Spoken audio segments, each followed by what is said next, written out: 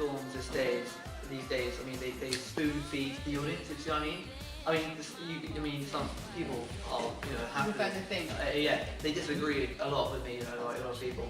But honestly, films back then, I mean, not even back then, just in general, I mean, talk about sort of David Lynch, sort of period there, 1983 even, all those, well, not even more later on, all those films that David Lynch has made, they're very abstract, they're very surreal. They're not what you would incorporate as a daily life situation, which I like, because nowadays, as I said, they spoon feed a lot, like, oh yeah, car chases, blah blah blah, and in terms of what's scripted, it's quite weak, it's quite poor. There's no quotes that stand out. With Pulp Fiction, let's say, you can quote it, it's an endless quotable film, but something like Fast and Furious, so there's something like 6. Like, but I did say 8.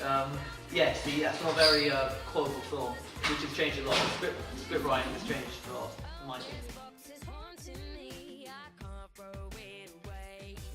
Of course, there's whole black and white back in the days, and like now it's all, we got 3D and all, which personally I don't like 3D, purely on the basis that it doesn't, some people say it may add to the film, but for me it takes an element away, because you're wearing glasses for Christ's sake. And what has changed the most? I would take it back to the whole, they look for big names to cast, as opposed to a big-hearted storyline, a plot essentially, right?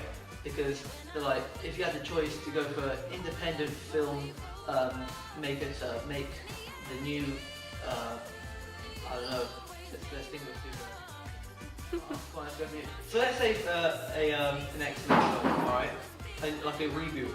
They would pick like an independent filmmaker which specialises in that area, in that aspect, to create such a fantasy.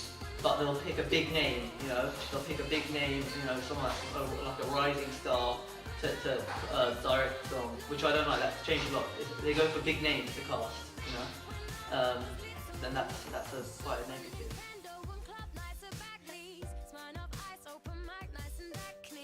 I prefer it.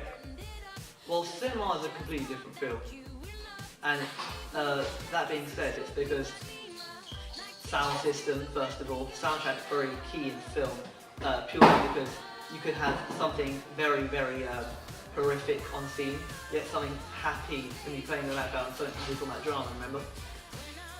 And that being incorporated is something that can change the film completely. And when you're watching that at your home, where you've got TV, you don't get that. It doesn't really stress the significance of that. But in a cinema, of course, it does. It's dark, and you're listening out.